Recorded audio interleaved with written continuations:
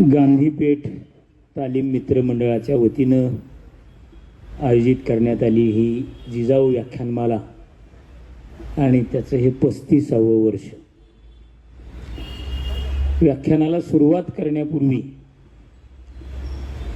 मला या ठिकाणी यायला रेल्वे लेट असल्यामुळं उशीर झाला, त्याबद्दल आपल्या सर्वांची मी दिलगिरी व्यक्त करतो. व्याख्यानमाला चालवणं ही किती अवघड गोष्ट आहे हे 35 वर्ष व्याख्यानमाला आयोजित करणाऱ्या इथल्या पुणेकरांना माहीत आहे. ज्ञानेश्वरीमध्ये फार सुंदर अशा पद्धतीची एक ओवी आहे आणि ती वक्त्यांसाठी नाही, ती श्रोत्यांसाठी आहे.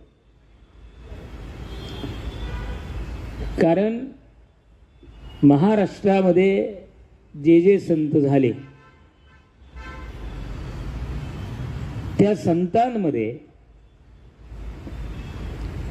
ज्या संताचा उल्लेख कवी बी यांनी त्या बड्या बंडवाल्यात मानाने पहिला असलेला संत म्हणून ज्यांच्या नावाचा उल्लेख केला, कवी बी असं लिहितात, त्या बड्या बंडवाल्यात ज्ञानेश्वर माने पहिला. आत्रेंनी कवी बी विषयी असं लिहिलं होतं की या कवीचं नाव जरी बी असलं तरी हा कवी ए दर्जाचा आहे. त्या बी कवीनं सगळ्या बंडखोर संतांमध्ये ज्या संताचं नाव घेतलं ते संत ज्ञानेश्वर. महाराष्ट्रामध्ये जे संत झाले आणि जेवढं म्हणून संत साहित्य या महाराष्ट्राच्या मातीमध्ये आकाराला आलं, त्या सगळ्या संतांमध्ये ज्या संत महात्म्याने सर्वात अधिक श्रोत्यांचा गौरव केला त्या संतांचं नाव संत ज्ञानेश्वर. आणि त्या ज्ञानेश्वरांनी काय म्हणावं श्रोत्यांना, काय म्हणावं? प्रभू तुम्ही महेश याची या मूर्ती. कुणाला म्हटलं प्रभू? श्रोत्यांना. प्रभू तुम्ही महेश याची या मूर्ती, मी दुबळा अर्चितो असे भक्ती. मी दुबळा आहे आणि तुम्ही महेश शंकराचे अवतार आहात. तुम्ही इतके श्रेष्ठ आहात की तुमची सेवा करण्याची, तुमची पूजा करण्याची माझी पात्रता नाही. तुम्ही इतके श्रेष्ठ आहात, मी तुम्हाला जे सांगणार आहे ते सगळंच तुम्हाला माहित आहे. साक्षात संत ज्ञानेश्वर माऊली समोर बसलेल्या श्रोत्यांना उद्देशून म्हणताय. काय गंमत आहे? म्हणजे बाप जेवायला बसलेला आहे आणि लेकरू रांगत रांगत त्याच्या ताटाजवळ जातं, त्याच्या ताटामध्ये हात घालतं, त्यातला एक घास उचलतं आणि आपल्या बापाला त्याच्या तोंडाजवळ नेतं. माऊलींचा दृष्टांत आहे. बालक बापाचे ताटी रिगे, रिगोनी बापा तेची जेवू लागे, मग संतोषले नि वेगे मुखची ओढवी. बाप त्याला झिडकारत नाही, आनंदानं त्याच्या लहानग्या हातासमोर आपलं तोंड पुढं करतो. माऊली श्रोत्यांच्या अनुषंगाने लिहितात. इतका श्रोत्यांचा परमगौरव महाराष्ट्रातल्या कुठल्याही संत साहित्यामध्ये कोणत्याही संतानं केलेला नाही. ते माऊली ज्ञानदेव ज्ञानेश्वरीमध्ये श्रोत्यांच्या श्रवणाचं महत्व काय, श्रोत्यांच्या श्रवणामध्ये काय ताकद आहे हे तुम्हाला सांगितल्याशिवाय संतांचे संगती हा विषय पुढे जात नाही. कारण हा विषय निश्चितपणाने मनोरंजनाचा नाही, हा कालक्रमण होत नाही म्हणून इथे येऊन बसलेल्या लोकांच्या कालक्रमणासाठीचा असा विषय नाही. अत्यंत गंभीर असा, अत्यंत जीवनोपयोगी असा, अत्यंत तत्वनिष्ठ विचारानं पुढे नेण्याचा हा विषय. संतांचे संगती मनोमार्ग गती, आकळावा श्रीपती येणे पंथे, असा हा विषय. माऊलींच्या हरिपाठामधला हा हे चरण आहे. संतांचे संगती मनोमार्ग गती, आकळावा श्रीपती येणे पंथे. जर श्रीपतीला, जर परमात्म्याला, जर भगवंताला, त्या कर्तुम अन्यथा कर्तुम असलेल्या विराट जगन्नियंत्याला प्रसन्न करून घ्यायचं असेल तर तुम्हाला एकच एक राजमार्ग आहे. तो राजमार्ग आहे संतांची संगती. पण त्या संगतीनं जाण्याच्या आधी तुम्हाला काही ऐकावं लागेल, तुम्हाला काही माहीत करून घ्यावं लागेल असं माऊली म्हणतो. काय माहीत करून घ्यायचं तर तुम्हाला आता सुरुवातीला माझ्या बरोबर म्हणजे मला स्टेशनवर न्यायला आलेले या मंडळाचे सर्वा यांनी अतिशय अनेक वर्ष या कार्यक्रमाचं आयोजन केलं. ते राजाभाऊ गोलांडे आणि पोकळे साहेब, तर ते खूप सांगत होते की 35 वर्षामध्ये महाराष्ट्रातल्या नामवंत वक्त्यांना मी इथं आणलं. मग प्राचार्य शिवाजीराव भोसल्यांपासून राम शेवाळकरांपर्यंत मी त्यांना असं म्हणालो की तुमच्या व्याख्यानमालेत बसलेले जे ज्येष्ठ लोक आहेत त्या ज्येष्ठ लोकांमध्ये 20-20, 25-25 वर्ष सलग व्याख्यानमाला ऐकलेले काही लोक आहेत. म्हणजे अनेक विद्वानांना ऐकलेलं आहे, पचवलेलं आहे आणि त्यांची उंची, लांबी, रुंदी, खोली या लोकांना माहीत आहे.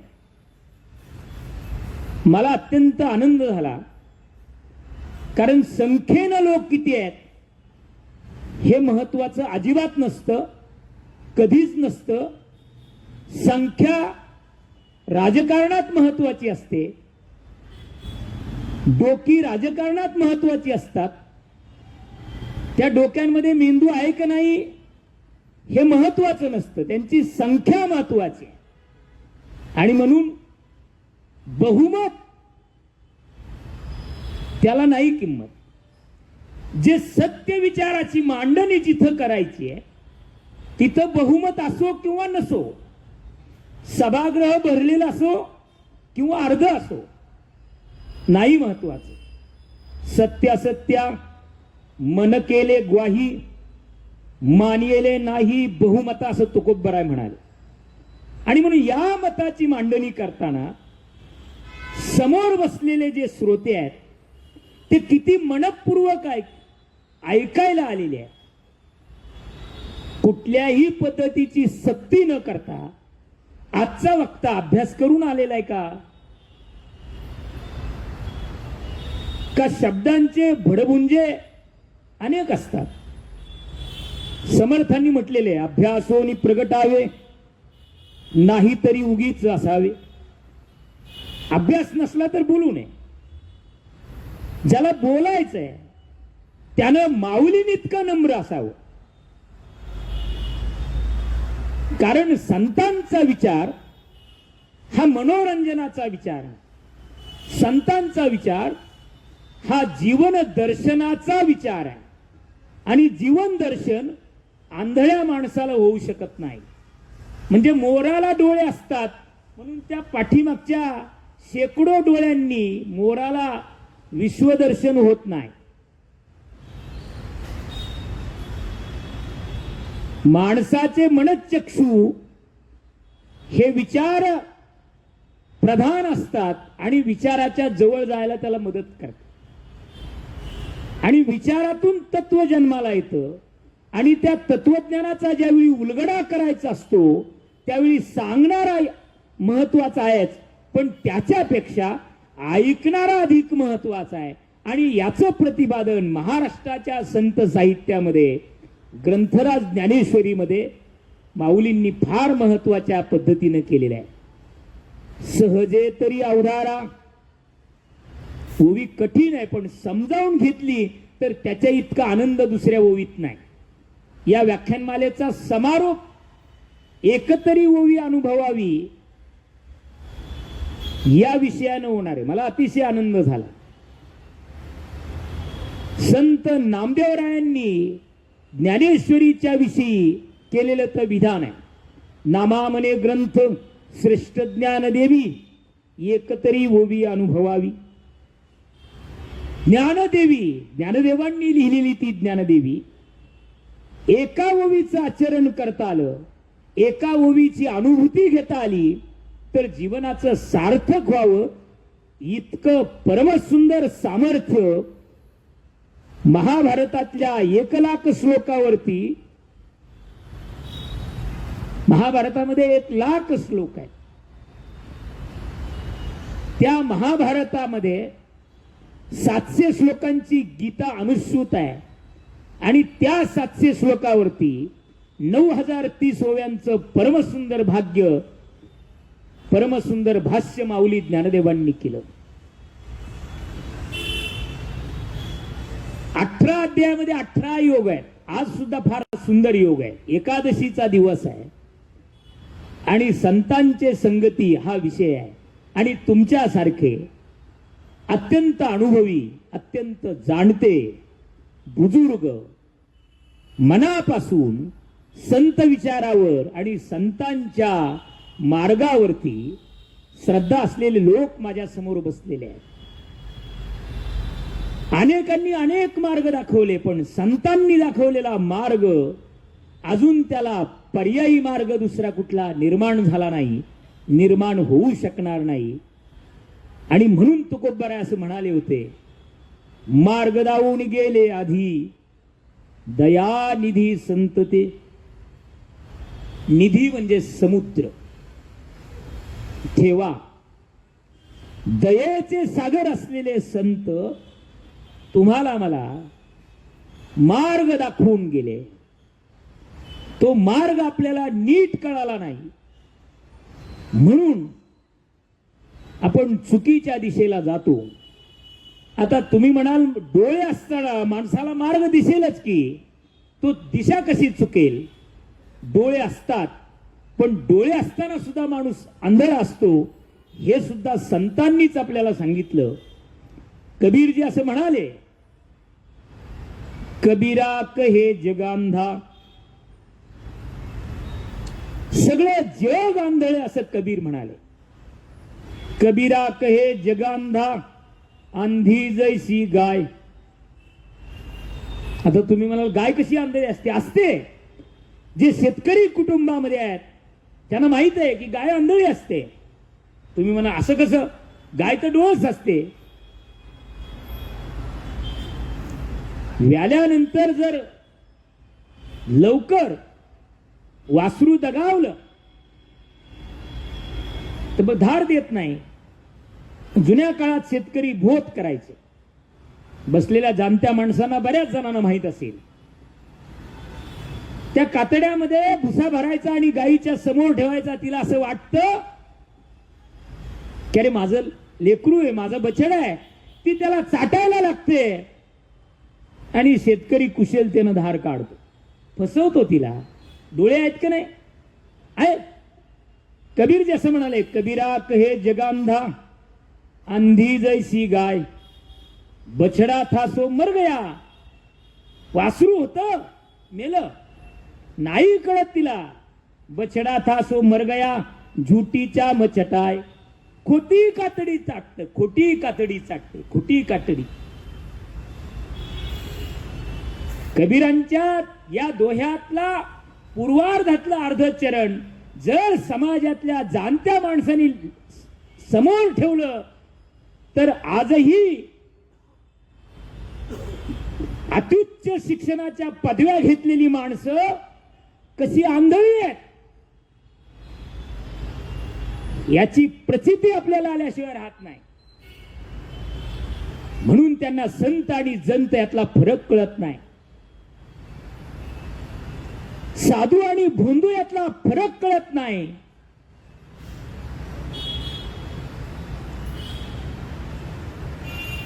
अडाणी माणसं आहेत का न कळणार? फरक न कळणारी ही माणसं अडाणी आहेत का? ही उच्च विद्या विभूषित आहे, उच्च पदस्थ आहेत, पदाधिकारी आहेत, समाजाचं राजकारण करणारे धुरंधर लोक आहेत.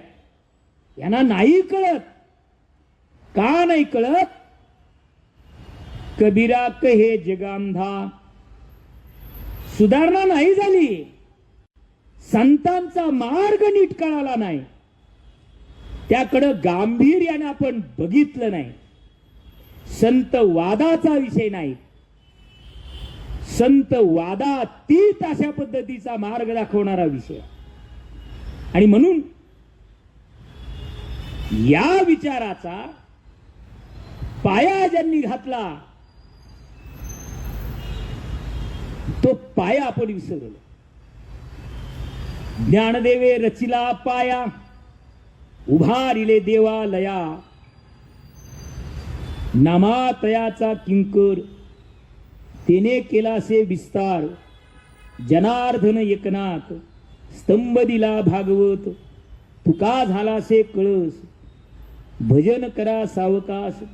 बहिणी म्हणे फडकती ध्वजा, निरूपण केले ओजा. ही संत कृपेची इमारत, संत कृपा झाली, इमारत फळा आली. या इमारतीला सुरुंग लावण्याचं काम आज याच मातीमधले अनेक भोंदू लोक करतायत आणि आपण ते करू देतोय. करतायत, करतच असतात. समाजामध्ये शिष्टांचा आणि दुष्टांचा लढा अनादी काळापासून सुरू आहे. अनेक लोकांच्या अनेक अडचणी आहेत, आज आहेत, त्यामुळे ते बोलत नाहीत. तुम्ही म्हणाल आज फार वाईट आहे, अजिबात नाही. अनादी काळाचा शोध घ्या, हजारो वर्ष मागे जावा, तुमच्या लक्षात येईल. शूर होते, पराक्रमी होते, बुद्धिमान होते, कळत होतं. एवढं असताना सुद्धा डोळ्यासमोर अत्याचार होताना गप्प बसत होते. होत होतं का नाही? हजारो वर्षापूर्वी. आणि म्हणून माऊली ज्ञानेश्वरी मध्ये लिहितात की आज समाजामध्ये ज्या ज्या प्रवृत्ती अपप्रवृत्ती तुम्हाला दिसतात ना, त्या प्रवृत्ती अपप्रवृत्तीचं दर्शन तुम्हाला सगळ्या प्रकारच्या माणसांच्या रूपानं महाभारतामध्ये दिसेल.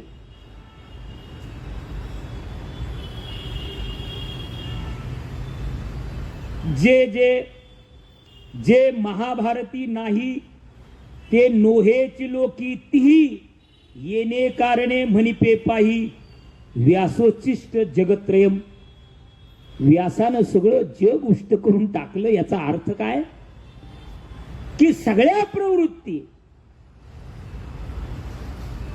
आहेत का नाही? म्हणून आश्चर्य वाटायचं एक काम नाही.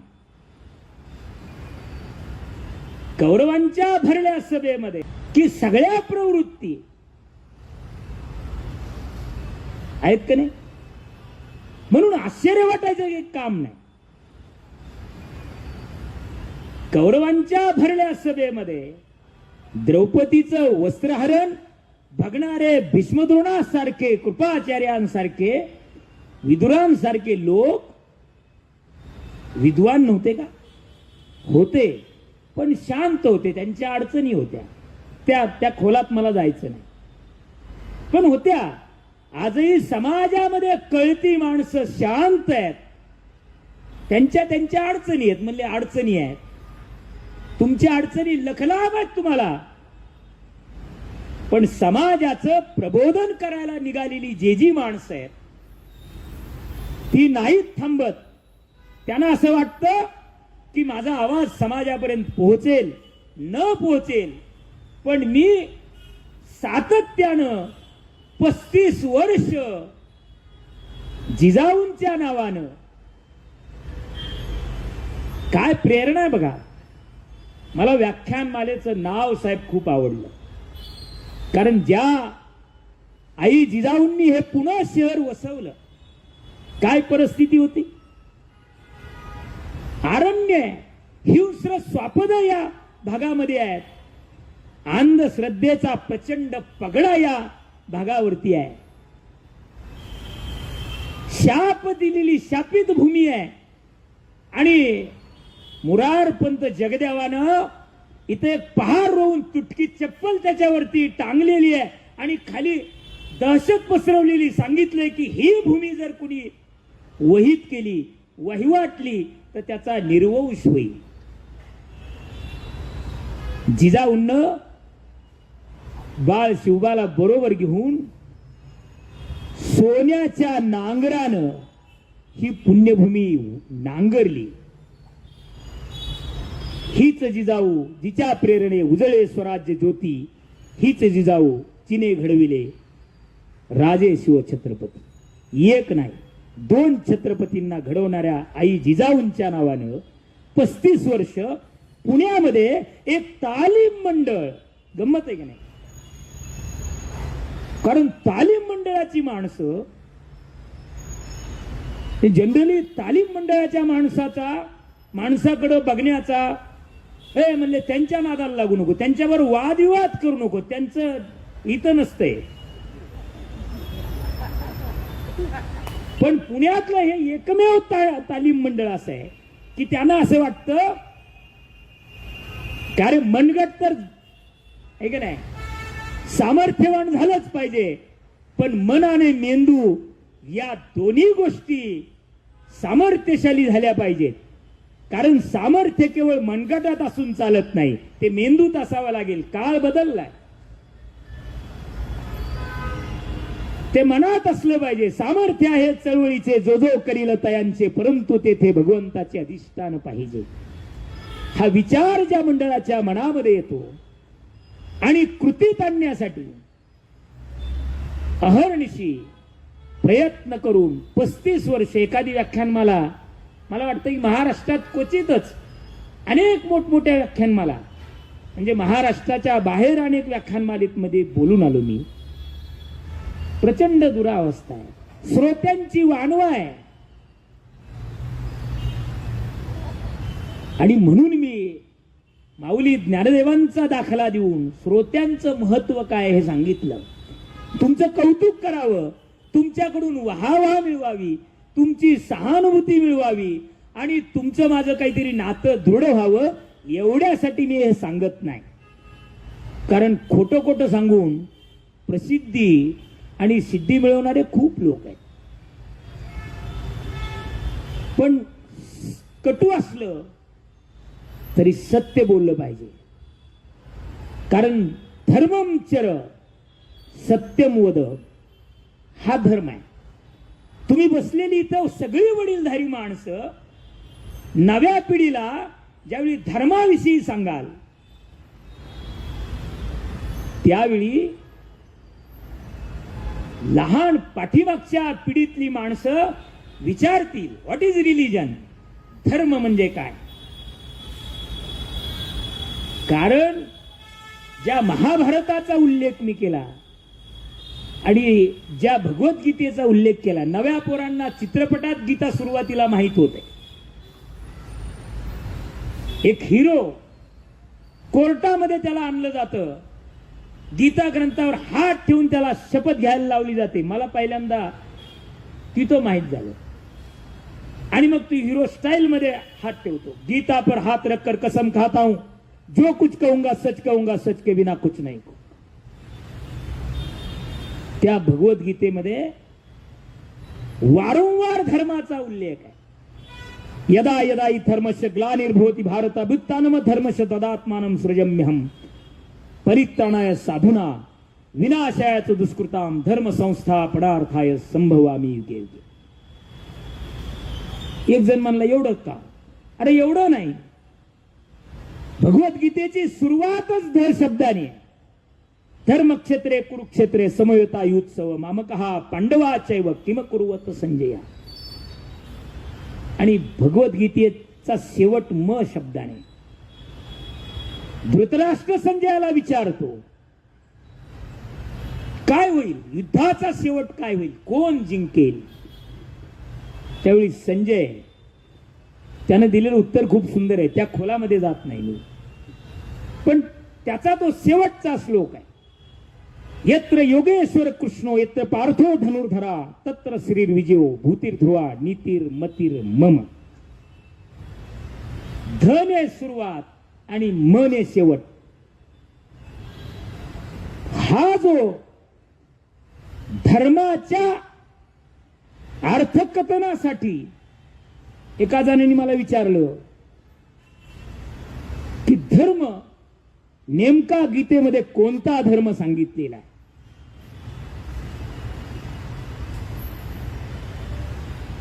माऊलींनी त्याचं उत्तर ज्ञानेश्वरीमध्ये फार सुंदर दिलेलं आहे, परम सुंदर. ते तुमच्यासाठी मला सांगितलं पाहिजे. तुमची ज्येष्ठता, तुमचा अनुभव आणि तुमचं एकूणच जीवन मूल्य. आता चौधरी सरांनी सुरुवातीला इथे येऊन ते आता प्रवचन करून आले, बरोबर आहे सर. आणि इतक्या वयस्कर ज्येष्ठ माणसाला, माझ्यासारखा एक नवखा माणूस, ते समोर बसलेत आणि मी त्यांना सांगतो. गंमत काय आहे की माऊलींनी फार सुंदर पद्धतीने सांगितलं. ते असं म्हणाले, कोणता धर्म, येथ वडील जे जे करीती, येथ वडील जे जे करीती. वयस्कर माणसं, बुजुर्ग माणसं, अरे 35 वर्ष आपले वडील, चुलते आजोबा ही व्याख्यानमाला चालवतायत. आमची जबाबदारी ती पुढे नेण्याची. हा प्रबोधनाचा वसा आणि वारसा आम्ही चालू. हा पुढे वारसा, हा वारसा पुढे कोणता न्यायचा आहे तो तयार तर केला पाहिजे काय. कारण आमच्या वडिलांची मिराजदारी म्हणजे सातबारा नाही. आमच्या वडिलांची मिराजदारी म्हणजे वडिलांचा बँक बॅलन्स नाही. वडिलांची मिराजदारी म्हणजे वडिलांनी खरेदी केलेले प्लॉट्स आणि शेअर्स नाही. तुकोबारायांनी फार सुंदर सांगितले, हे तो माझ्या वडिलांची मिरासी गा देवा, तुझी चरण सेवा पांडुरंगा. माझ्या वडिलांची मिराजदारी आहे. तसं या व्याख्यानासाठी अहोरात्र परिश्रम करणाऱ्या आणि इथं वर्षानुवर्ष ऐकायला येणाऱ्या माणसांना त्यांच्या कुटुंबातल्या मागील पिढीला सांगता येईल का रे, ही तुमची वाट आहे, प्रबोधनाच्या मार्गाने जा. माऊलींनी सांगितलेली ती ओवी अत्यंत महत्वाची. येथ वडील जे जे करीती, तया नाम धर्मू ठेविती, येरतेच अनुष्ठिती सामान्य सकळ. बाकीचे सगळे जे सामान्य लोक आहेत, वडीलधाऱ्या, बुजुर्ग आणि वडीलधाऱ्या माणसाने सुद्धा, कळणाऱ्या माणसाने सुद्धा, बुद्धिमान माणसाने सुद्धा समाजाला एकदम समाजाचे तुकडे होतील असा विचार नाही मांडायचा. त्यांना एक मार्ग निश्चित केलेला आहे. मार्गाधारे वर्तावे, विश्व हे मोहरे लावावे, अलौकिका नुहावे लोकाप्रती. तुम्ही अलौकिक आहात, मान्य आहे, तुमची बुद्धिमत्ता अलौकिक आहे, पण लोकांमध्ये तुम्ही अलौकिक वागू नका. तुम्ही लोकांमध्ये लोकांसारखं वागा, समुदायापेक्षा वेगळं नका वागू. आणि मग लोकांना असं वाटेल की अरे हा आपला माणूस आहे, हे आपण का आदमी आहे. लोकांच्या डोक्यावरून जाणारं तत्व जड काहीतरी सांगायचं असेल तरी सुद्धा ते लोकांच्या भाषेत सांगा. उगीच माऊलींनी नाही सांगितलं, माऊलींना संस्कृत येत नव्हतं म्हणून मराठीत बोलले असं नाही. सगळ्या संतांना मराठी भाषेसाठी वकिली करावी लागलेली आहे, लढावं लागलेलं आहे. माऊलींनी तर स्पष्टपणे सांगितलं, माझा मराठाची बोलू कौतुके, परी अमृता ते पैजा जिंके, ऐसी अक्षरे रसिके मिळवीन. अरे अमृता बरोबर माझ्या मराठी शब्दाची पैज लावली ना तर अमृताला सुद्धा हरवून माझा मराठी शब्द जिंकेल. काय सामर्थ्य आहे. त्यावेळी वकिली करावी लागली. आजही तुम्हाला सांगतो, परप्रांतीयांनी मराठी बोललं पाहिजे. अरे तुम्ही त्यांची मतं मागायला जाताना ते दुखावू नयेत म्हणून मग त्यांच्यासारखं बोलता. कसं बोलतील मराठी? ते नाही बोलणार. तुम्हालाच नीट बोलता येत नाही, ते कसं बोलतील? बरं तुम्ही आमचे नेते आहात. जुन्या काळात म्हण होती, यथा राजा तथा प्रजा. मी आता कोकळे साहेबांना बोललो. आता उलट झालं, यथा प्रजा. तुम्ही ज्या लायकीचे आहात, तुम्ही ज्या पात्रतेचे आहात, त्या पात्रतेची माणसं तुमचा नेता होतील. ही लोकशाही आहे, ही राजेशाही नाही. आणि म्हणून लोकांमध्ये मिसळण्यासाठी, लोकांना शहाणपण शिकवण्यासाठी प्रबोधनाशिवाय जगाच्या पाठीवर आज सुद्धा दुसरा कुठलाही पर्यायी मार्ग नाही. प्रबोधन ही कडू गोळी आहे, पण त्याचे परिणाम गोड आहे. आणि प्रबोधन ही अजिबात सोपी गोष्ट नाही. काही लोकांना ती गोळी घेतल्यावर उलट्या होतात. काही लोकांना प्रबोधनाची गोळी घेतली की मग मळमळायला लागतं. काहींचं पित्त वाढतं, म्हणून पुन्हा ॲसिलॉक पुन्हा घ्यावी लागते. कठीण आहे. आणि म्हणून संतांचा विचार समजावून घेणं ही गोष्ट टाइमपासची नाही.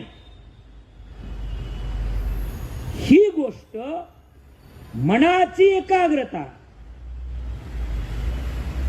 आणि बुद्धीचा संयम ज्यावेळी एकत्र येतो त्यावेळी तो विचार कळतो. जाता जाता म्हणले 2 मिनिटं थांबून काय चाललंय ह्यांचं जरा ऐकू काय. आणि मग बाजाराची हातातली पिशवी थोडी जड लागायला लागली, चला आता घरी गेलं पाहिजे. अशा माणसांना हा जाता जाता केला इशारा म्हणजे काय, हे तसा विषय नाही. अत्यंत गंभीर असा विषय आहे. आणि विषय जितका गंभीर असतो तितका तो गांभीर्याने ऐकावा लागतो. आणि गांभीर्याने जो विषय ऐकावा लागतो त्यावेळी वक्त्याला तो विषय अधिक गांभीर्याने तो मांडता येतो. माऊलींची अत्यंत अवघड, पण मला मी ज्या ओवीच्या अखंड प्रेमात आहे ती ओवी मला सांगण्याचा मोह होतोय. कारण तुम्ही ज्या एकाग्रतेने ऐकता ना, त्यामुळे उशीर झाल्यावर सुद्धा तो आता उशीर झाला, आता काही खरं नाही आजच्या व्याख्यानाचं, असा तुमचा मूड पालटून गेलेला आहे मला लक्षात आले. माऊलींची ओवी अशी आहे श्रोत्यांसाठीची, सहजे तरी अवधारा वक्तृत्व अवधानाचा होय चारा, तरी द्वंद्वे पेलती अक्षरा प्रमेयाची. प्रमेय म्हणजे सिद्धांत. आता सिद्धांत ही तत्वज्ञानाची गोष्ट आहे. तत्वजड गोष्ट माऊली म्हणाले, मी तुम्हाला एखादी सांगायला सुरुवात केली तर तेवढी ताकद माझ्या शब्दांमध्ये पाहिजे. कारण सिद्धांत पेलण्याची ताकद ज्या शब्दामध्ये तेवढे ताकदीचे शब्द माझ्या मुखातून बाहेर आले पाहिजेत, पण ते शब्द जर दुबळे असले तर दुबळ्या शब्दांना तत्वच जड सिद्धांत पेलणार नाही. आणि जर शब्द बलशाली व्हायचे असतील तर काय करावं लागेल? सहजे तरी अवधारा. तुम्ही ऐका हो, माऊली श्रोत्यांना म्हणतायत, तुम्ही ऐका. कसं ऐका? सहजे तरी अवधारा, सहज ऐका. आणि मग तुमच्या ऐकण्याची जी काही ऐकण्याचा जो चारा माझ्या शब्दांना मिळेल, सहजे तरी अवधारा, वक्तृत्वा अवधानाचा होय चारा. तुमच्या अवधान म्हणजे तुमचं जे श्रवणाची एकाग्रता आहे त्याचा चारा माझ्या बोलण्याला मिळेल. आणि मग शब्द बलशाली होतील. तरीच द्वंद्वे पेलती अक्षरा.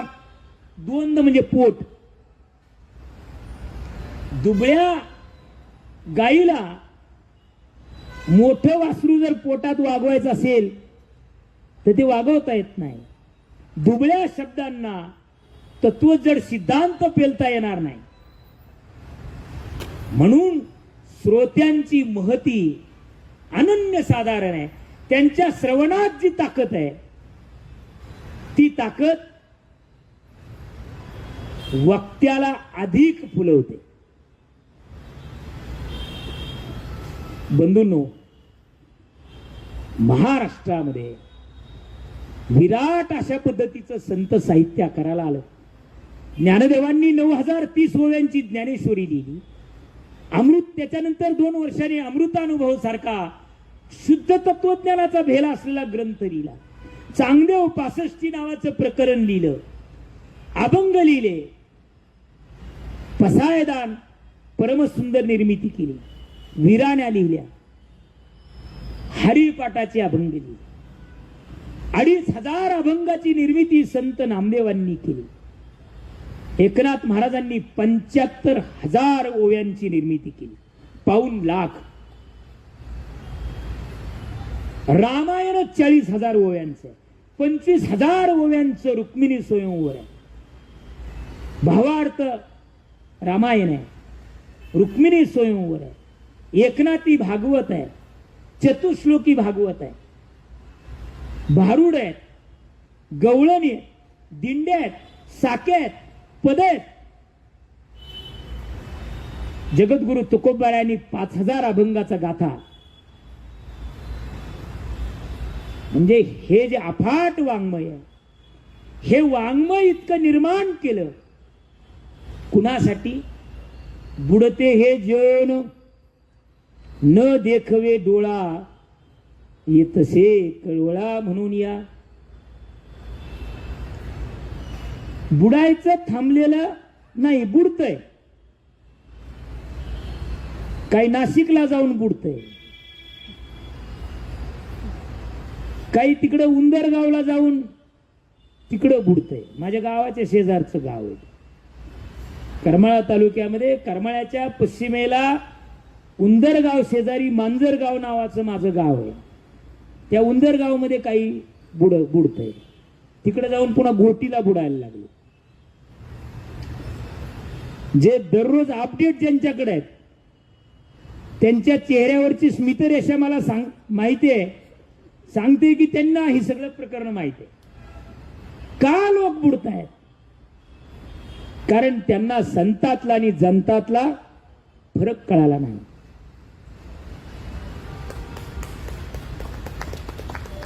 आज मी सांगितलं योग आहे, एकादशीचा योग आहे आणि संतांचे संगती नावाचा विषय आहे. ज्ञानेश्वरीच्या 18 अध्यायामध्ये 18 योग आहे. पहिला अध्याय अर्जुन विषाद योग, दुसरा अध्याय सांख्य योग, तिसरा अध्याय कर्मयोग. सगळे योग आहे 18चे 18. आता आपण योगा करतो. अरे योग आणि योगा, योग शब्दाचा मूळ धातू युज असा आहे आणि युज धातूचा मूळ अर्थ जोडणे, टू कनेक्ट इच अदर. परमात्म्याशी स्वतःला जोडून घेणं म्हणजे योग आहे. या योगाकडे आपण दुर्लक्ष केलं आणि मग योगायोगाची वाट बघत कुणातरी भोंदू समोर आपला हात दाखवून आपलं भविष्य बघून, अरे उद्या मला अटक होणार आहे हे ज्याला आदल्या दिवशी माहित नाही, त्याच्याकडे भविष्य बघायला जाणारे लोक जे आहेत त्यांच्या हातामध्ये आपलं भविष्य आपण देऊन ठेवलेलं आहे मतपेटीच्या माध्यमात. हा योगायोग आहे, विचित्र योगायोग काय. मुळात काय आहे की कुठल्याही पद्धतीचा कर्मकांडाचा योग करण्याची आवश्यकता नाही, कारण कर्मकांडाच्या पलीकडे सद्विचार आहे आणि सद्विचार हा संतांच्या संगतीत आहे. आणि म्हणून माऊलींनी हरिपाठामध्ये सांगून ठेवलं, योगयाग विधी. ज्ञानेश्वरी नाही वाचता आली हरकत नाही, अमृतानुभव कळणारच नाही. चांगदेव 65 त्याच्यापेक्षा कठीण प्रकरण आहे, कठीण आहे. ते चांगदेवालाच कळलं नाही काय. आणि म्हणून माऊलींनी सांगितलं त्याला 65व्या ओळीमध्ये की बाबा रे, तू कोरं पाठवलं, मी तुला लिहून पाठवतो.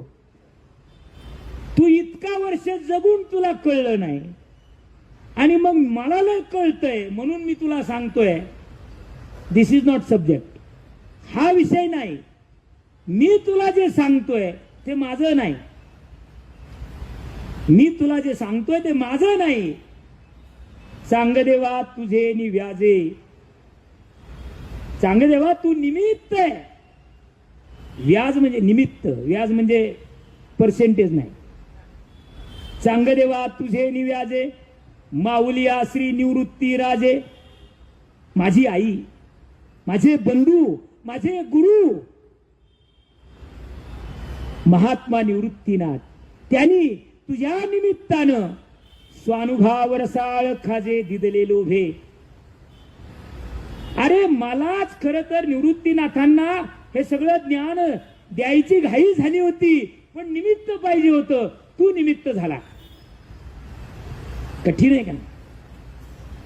म्हणजे महाभारताचं सार गीता आहे. गीतेचं विश्लेषण ज्ञानेश्वरी आहे. ज्ञानेश्वरी थोडक्यात सांगण्याचं काम अमृतानुभवात आहे. अमृतानुभवाचं सार चांगदेव 65 मध्ये आहे. आणि त्याच्यामध्ये 65 ओळीमधलं 65व्या ओळीमध्ये अहंकार निवृत्ती, स्वतःची स्वतः कशी करून घ्यावी हे निवृत्तीनाथांचं नाव घेऊन माझ्या माऊलींनी जे केलं ना, त्याला जगामध्ये त्या नम्रतेला तोड नाही. आणि ही नम्रता सगळ्या संतांनी दाखवलेली आहे. सगळ्या संतांनी दाखवली. ज्यावेळी नाथांनी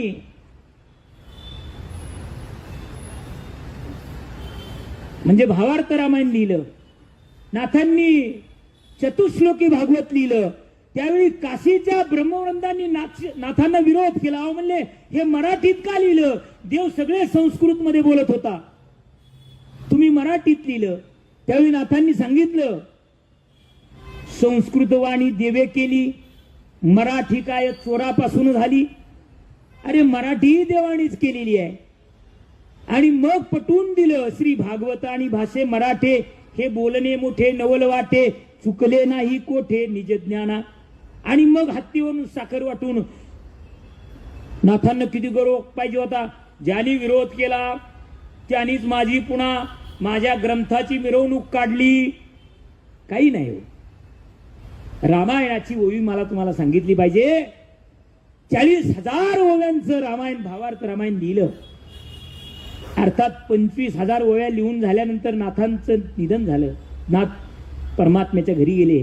उर्वरित 15,000 ओव्या त्यांच्या गावबा नावाच्या शिष्याने पूर्ण केल्या.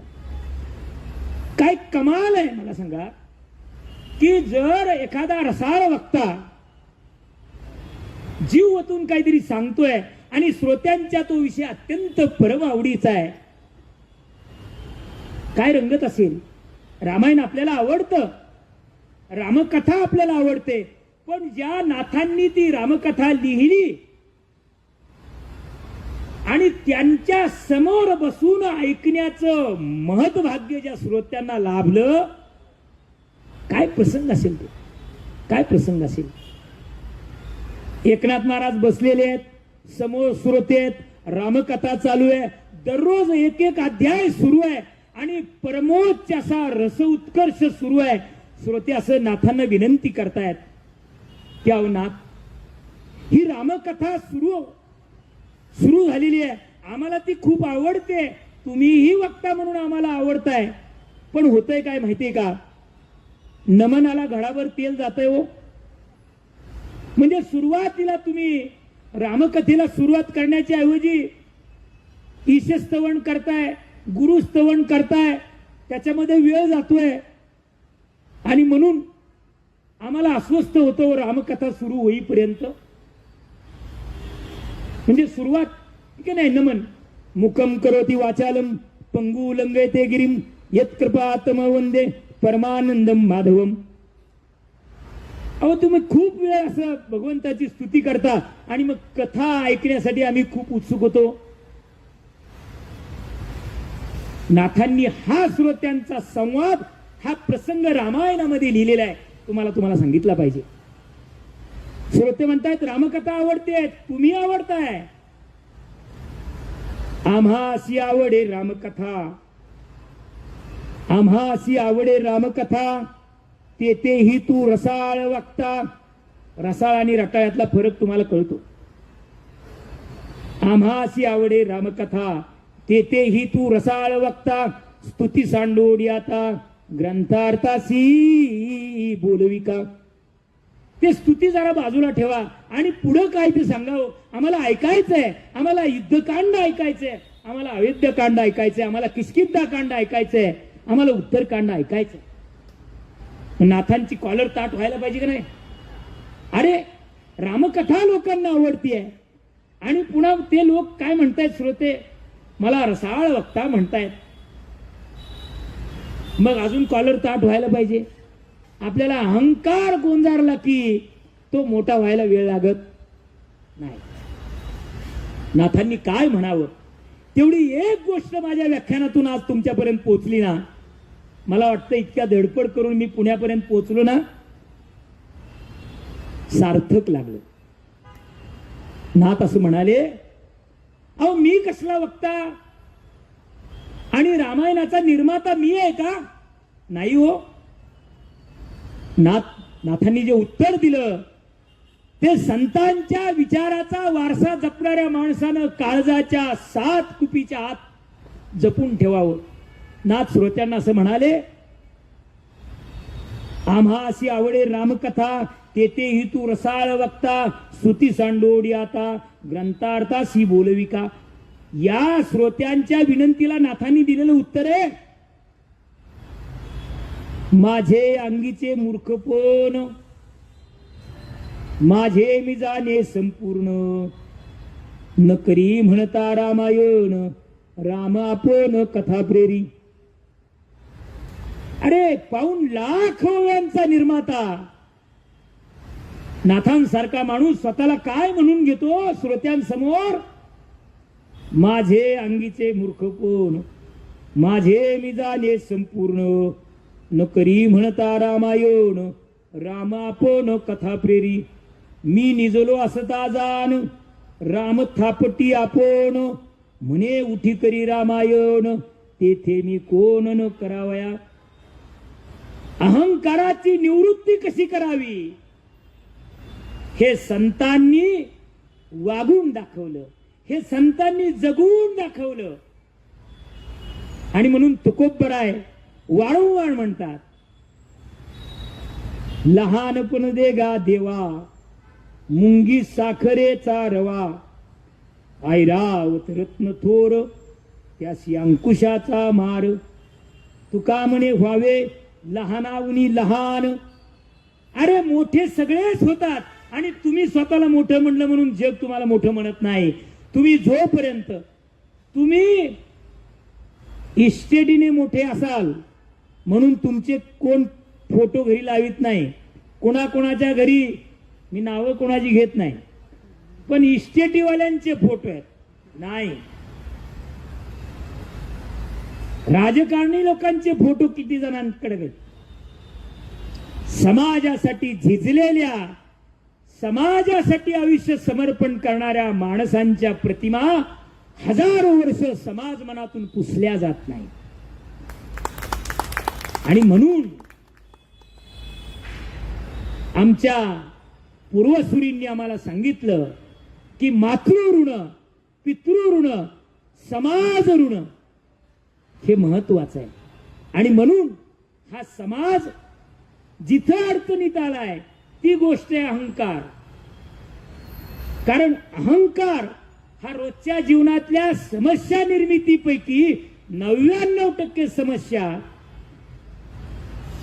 निर्माण करणारा तो निर्माता जो आहे, प्रोड्युसर, तो अहंकार. आणि त्याची निवृत्ती जर झाली तर घराच्या घरपणाची निवृत्ती होत नाही. घराला घरपण भिंती नाहीत देत, अहंकार निवृत्ती. आणि म्हणून संतांनी सांगितलं की जर योग्य मार्ग असेल, सुखाचा मार्ग पाहिजे असेल, सुख तसं असं नाहीच, कारण दुःखाची निर्मिती करणारा माणूस आहे. कारण माणूस हा मुळात प्राणी आहे, माणूस हा टिंबटिंब प्राणी आहे. माणूस हा समाजशील जरी असला तरी तो प्राणी आहे. आणि त्याचं प्राणी तत्व तो सुटाबुटात असला, टायकोटात असला आणि तो कितीही मोठ्या पदावर असला, जगाचं नेतृत्व करीत असला तरी सुद्धा त्याचं प्राणी असणं, त्याचं क्रूर असणं हे वारंवार उसळी मारून वर येतं. आहार, निद्रा, भय, मैथून या 4 ज्या गोष्टी आहेत त्या माणसाला त्याचं प्राणी असणं, त्याचं चतुष्पाद असू नाही तर द्विपाद असू, तो प्राणी आहे. ह्या 4 गोष्टी वारंवार त्याला त्याच्या प्राणी तत्वाकडे घेऊन जातात. आणि म्हणून प्राणी तत्वाकडून माणसाला मनुष्यत्वाकडे जर जायचं असेल तर त्याला विचार संतांचा आवश्यक आहे. म्हणून संतांचे संगती, मनोमार्ग गती, आकळावा श्रीपती येणे पंथे. कुठलंही कर्मकांड करण्याची गरज नाही. कारण ज्या सुरुवात मी या व्याख्यानाची करताना कवी बीचं उदाहरण देऊन सांगितलं की महाराष्ट्राच्या मातीमध्ये अनेक बंडखोर झाले, पण त्या बड्या बंडवाल्यात ज्ञानेश्वर माने पहिला. त्याचं कारण का? कारण माऊलींनी त्या काळामध्ये सांगितलं, ज्या काळामध्ये चतुर्वर्ग चिंतामणी नावाचा ग्रंथ हेमाड पंडितांनी निर्माण केला. त्या ग्रंथामध्ये तुम्ही आम्ही करायच्या व्रतांची संख्या 365 दिवसामध्ये व्रतांची संख्या सांगितलेली 2000. एका माणसानं व्रत किती करायचे 365 दिवसामध्ये? 2000 व्रत करा. हेमाड पंडित सामान्य माणूस नव्हता. महाराष्ट्राला बाजरीचं पीक आणि महाराष्ट्राला हेमाडपंती मंदिर त्याचं जे तंत्र दिलं ते त्या हेमाड पंडिताने दिलं. हा हेमाड पंडित रामदेवराव यादवाच्या दरबारामध्ये मंत्री होता, महामंत्री होता. त्यानं ग्रंथ लिहिला चतुर्वर्ग चिंतामणी. त्याच्यानंतर माऊलींनी ज्ञानेश्वरी लिहिलेली आहे, त्याच्यानंतर हरिपाठाचे अभंग लिहिलेले आहेत. आणि त्या काळामध्ये माऊली लिहित आहे. ज्ञानेश्वरीमध्ये रामदेवराव यादवाच्या राजकीय कारकिर्दीचा सुद्धा उल्लेख आहे. तेथ यदुवंश विलासू, सकोळ कला निवासू, न्यायाते पोकिती क्षितिषू, श्रीराजा रामचंद्रू. त्याचा उल्लेख आहे, त्या खोलात मी जात नाही. पण माऊलींनी जे लिहिलं ते बंडखोरीचं लिखाण आहे, ते प्रचंड विद्रोही आहे आणि ते प्रचंड जुनाट बुरसटलेल्या चुकीच्या समाज बुडवणाऱ्या गोष्टीला फुली मारणार आहे. हरिपाठ केवळ पाठ असून उपयोग नाही. समारोपाकडे जातोय 2 मिनिटांवर. हरिपाठ केवळ पाठ असून उपयोग नाही. जरी सांगितलं असलं संतांनी हरिपाठ कीर्ती मुखे जरी गाय पवित्रची होय देह त्याचा, नुसतं पाठ असून उपयोग नाही. कारण पाठांतर काहीच उपयोग नाही. म्हणजे गोकुनीय अक्षरे काही उपयोग नाही. माऊलींच्या हरिपाठातल्या पहिल्या चरणातल्या एका ओळीचा जर बोध झाला तर आयुष्याचं कोटकल्याण झाल्याशिवाय राहत नाही. ती ओवी सांगतो आणि समारोपाकडे जातो. योगयाग विधी येणे नो हे सिद्धी, वायाची उपाधी दंभ धर्म. योग याग हे जे मार्ग आहेत त्याची गरज नाही. त्यानं काय होईल? त्यानं केवळ दांभिकता वाढेल. तुम्ही तीर्थयात्रा केल्या, तीर्था जाऊन या, काय तुवा केले चर्म प्रक्षाळले वरीवरी. वरवर वरवर नुसतं अंग धुवून देह पवित्र होत नाही. तीर्थी धोंडा आणि पाणी देव रोकडा सज्जनी. माणसात देव माझ्या संतांनी बघितला. पण माणसाला माणूस पण जर प्राप्त व्हायचा असेल तर नामदेवरायांनी प्रतिज्ञा केली परमेश्वराकडे, अहंकाराचा वारा न लागो राजसा माझ्या विष्णुदासा भाविकासी. मला वाटतं तेवढी एक गोष्ट मी तुमच्यापर्यंत पोहोचू शकलो. या मंडळाचं मनपूर्वक मी ऋण व्यक्त करतो. तुम्हा ज्येष्ठ पुणेकरांशी, या चिंचवड गावातल्या बुजुर्ग माणसांशी संवाद साधण्याची संधी या गांधीपेठ तालीम मित्रमंडळाने मला दिली आणि तुमच्या समोर व्यक्त होत आलं. करविली तैशी तुकोबांच्या भाषेत, केली कटकट वाकडी की नीट देव जाणे. तुम्हा सगळ्यांचे पुन्हा एकदा ऋण व्यक्त करतो. उशीर होऊन उशीरपर्यंत माझं अत्यंत लांबलेलं व्याख्यान तुम्ही सहानुभूतीपूर्वक बापाच्या, आजोबाच्या, गुरुजींच्या, माझ्या थोरल्या भावांच्या, माझ्या बहिणींच्या, माझ्या आईच्या अंतःकरणाने तुम्ही ऐकलत. त्याबद्दल तुमचे ऋण घेऊन मी माझ्या गावाकडे जाईन. मनपूर्वक धन्यवाद.